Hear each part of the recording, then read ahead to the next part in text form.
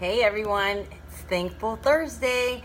I am just sitting here thinking about how thankful I am that I have been part of the 80-day obsession test group for the last 60 days.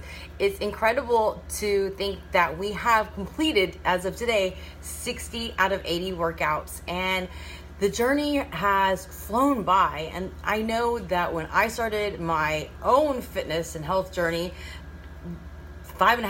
over five and a half years ago, 60 days seemed like a long time. So I get how other people think like, man, that's a long time. But time's going to pass by no matter what. And we are so much stronger, and we are learning so much about our bodies, and we are really challenging ourselves. This month, phase 3, I'm doing things that had Autumn showed us the moves on day 1. I would have thought, oh my God, I don't think I could ever do it. But it's all happened over time. And our decisions that we make really are compounded over time. And they can add up to positive changes or to negative changes. And I'm really proud of what we're doing as a team, as a group, as a whole. And I hope that you guys are watching, all of us that are in the test group, and really gathering strength from it instead of sitting there thinking, man, I can't do it, because you can do it. We all have to start somewhere, and some of us are a little bit further ahead of others. I mean, I started 5.5 years ago, but you know what? If you start now, 5.5 years from now, you can be in the best shape of your life. Every day when I'm working out, I always, think about what's been going on in my life, things that I've learned, and really try to come up with a message to share with you. And some days, yesterday, I couldn't think of anything. But today, I was really thinking about what's been going on social media, on the news, in life in general. And one thing that I heard the other day was terrorism is time-released fear. And terrorism is something that is a big thing. It's been a big thing since 9/11. And really the purpose of, these terroristic attacks, these things are causing like fear to be the main thing that is driving people. And unfortunately, what it's doing in our nation is not bringing connection, but really creating a huge gap between people, because people are so fearful and so scared that everything that they're doing has been driven by fear. And being somebody that had that as my main emotion for so many years, I'll tell you can't think straight, and it really keeps you at arm's length from people, and it keeps you from being your best self. And our whole nation is really just in a fear-based, state of being. And it's really sad, because I'm seeing on Facebook people fighting and arguing. And what's crazy is I feel that if you have a firm foundation of what you believe in, it doesn't have to be black or white. And that's really what I'm seeing, is that Black Lives Matter, Blue Lives Matter, and all these different things. And people don't have a firm foundation on what they believe. And I shared last night something about how, I have a certain code of conduct for my children that, I want them to, at the end of the day, always make the right decision. And I feel if that's what they lead their life and live by, then they can never go wrong. And this whole nation seems to be so black or so white, and they don't know what they want. And 1 minute it changes, and I see this just in everyday life outside of politics or terrorism, that nobody really knows what they want.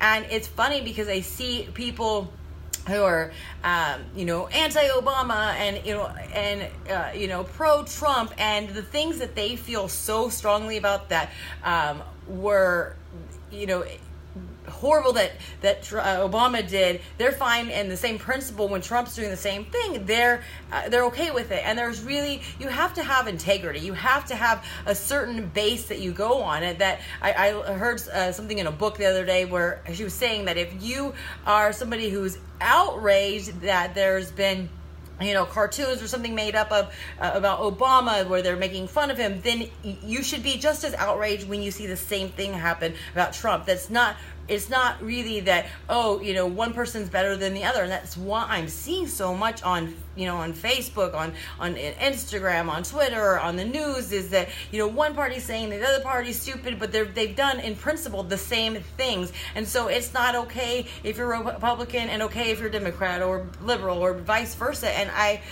see that this happens in life, that you can be friends with somebody and you can completely stand behind some of their behaviors and the things that they do, but then somebody you don't like can do the exact same thing and you are outraged. And really this comes down to being true and to what you feel is right. And when you don't have a core purpose, when you don't have a certain code of conduct you live by, you're really not in line with who you are, and you really aren't able to stand for one thing or the other. And that's what creates this feeling of anxiety. This is what really creates this feeling of that you're just not in line with who you are. And this is why people switch sides and are at each other's throats and so confused about what they want.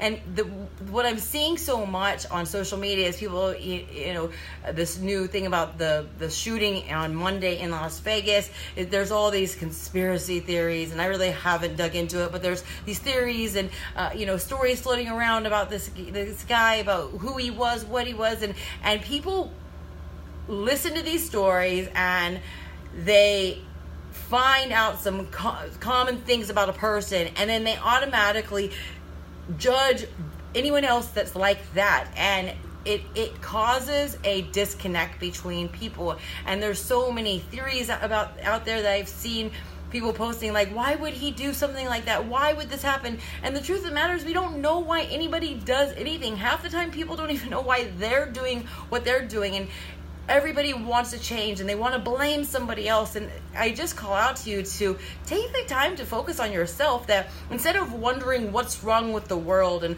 why people are so unkind and just putting a wall up to everybody and living in fear of everybody, focus on yourself. Rebel asked last night, like, why would that guy, hurt so many people, and I told him I don't know why, and nobody will ever know why, because he's not here to tell us. And a lot of people, like I said, don't even know why they're doing what they do.